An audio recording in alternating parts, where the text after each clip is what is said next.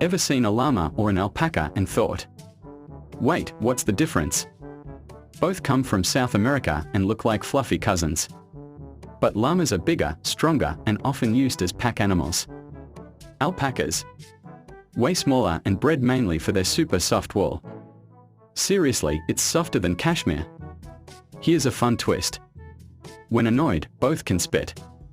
Yep, right in your face. It's their way of saying, back off, buddy.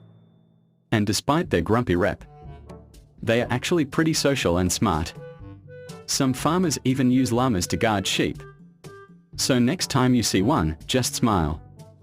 And maybe keep your distance. Like, comment, and subscribe for more cool animal facts.